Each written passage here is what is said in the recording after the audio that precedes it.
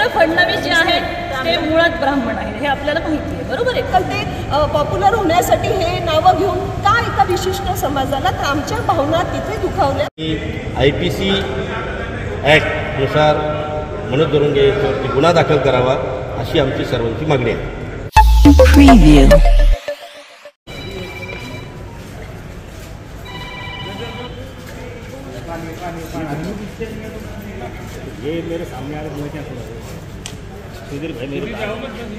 जे तेढ निर्माण केलेली आहे देवेंद्र फडणवीसांना आमचे जे महाराष्ट्राचे उपमुख्यमंत्री आहेत 3 मिनिटात त्यांना संपवून टाकेल हे जे काही भाषा बोललेली आहेत, 2 समाजामध्ये तेढ निर्माण होईल असे जे वक्तव्य त्यांनी केलेले आहेत आणि महाराष्ट्राचे मुख्यमंत्री असतील एकनाथ शिंदे साहेब असतील, देवेंद्र फडणवीस साहेब असतील, छगन भुजबळ साहेब असतील यांच्याबद्दलही अपशब्द वापरलेले आहेत. महाराष्ट्राचे म्हणजे मराठवाड्याचे डिव्हिजनल कमिशनर जे आहेत त्यांच्याबद्दलही त्यांनी अपशब्द वापरलेले आहेत. जिल्हाधिकाऱ्यांबद्दल अपशब्द वापरलेले आहेत. 2-3 समाजामध्ये तेढ निर्माण होईल आणि महाराष्ट्राची जी शांतता आहे ती कुठंतरी त्यांना पेटवायची आहे या माध्यमातून.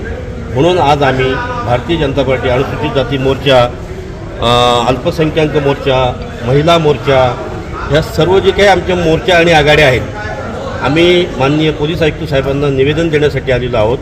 आणि 2 दिवसापासून विविध पोलीस स्टेशनमध्ये शहराच्या विविध पोलीस स्टेशनमध्ये सर्वांनी तक्रारी दाखल केलेल्या आहेत. त्या तक्रारीचा माननीय आयुक्त साहेबांनी त्याचा सखोल चौकशी करावी आणि IPC ॲक्टनुसार मनोज दरोंगे याच्यावरती गुन्हा दाखल करावा अशी आमची सर्वांची मागणी आहे. ओके. देवेंद्र फडणवीस यांना बोलले हे पहा, देवेंद्र फडणवीस जे आहेत ते मुळात ब्राह्मण आहेत हे आपल्याला माहिती आहे, बरोबर आहे. पण आज काय की ते एका पदावरती आहे, ते संविधानात्मक पद आहे. समाज म्हणून आला तर मग आम्ही समाज म्हणून त्यांच्या पाठीशी आणि आम्हाला आमचं शेवटी आम्ही त्या समाजाचे आहोत ना, त्याच्याबद्दल आमचं म्हणणं आहे. ते नेतृत्व करतायत, ते आरक्षण घेत आहेत, घ्या, चांगली गोष्ट आहे, गोरगरिबांना मिळायला पाहिजे, त्याच्याबद्दल आमचं काहीच म्हणणं नाही कोणत्याच ह्याच्याबद्दल. फक्त ते जे अपशब्द ब्राह्मणाचं वापरतायत ते फक्त त्यांनी टाळावेत. आणि ऐका ना, नाही ते वापरतायत ते विशिष्ट यांच्याबद्दलच वापरतायत ना,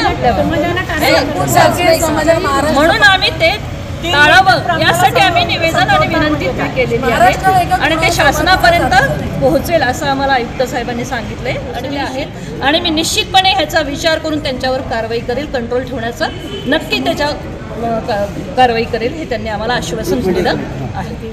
ब्राह्मण महिला शक्तीतर्फे हे निवेदन आज देण्यात आलेलं आहे.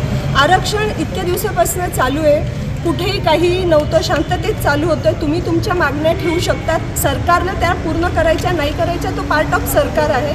परंतु जातीवाचक सारखं एका जातीला, विशेष जातीला टार्गेट करून बोलणं किंवा आता एका महाशयांनी तर 3 मिनिटात 3 तासात काय मॅगी वाटली का?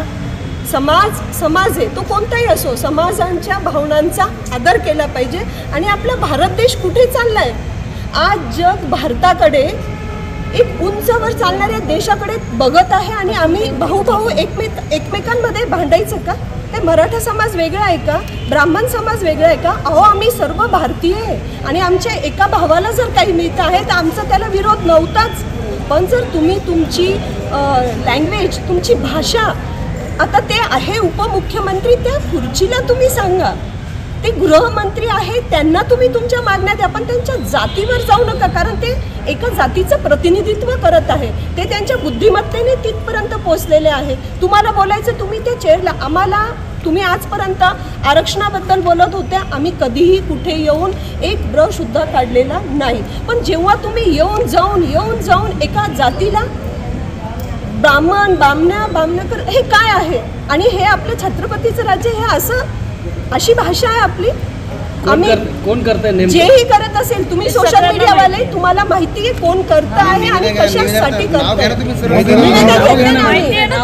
तुम्हाला जर नाही सगळे म्हणत असतील, जे म्हणत असतील ना त्यांच्यासाठी एकाचं नाव नाही ना, कारण आजकाल ते पॉप्युलर होण्यासाठी हे नावं घेऊन का एका विशिष्ट समाजाला तर आमच्या भावना तिथे दुखावल्या.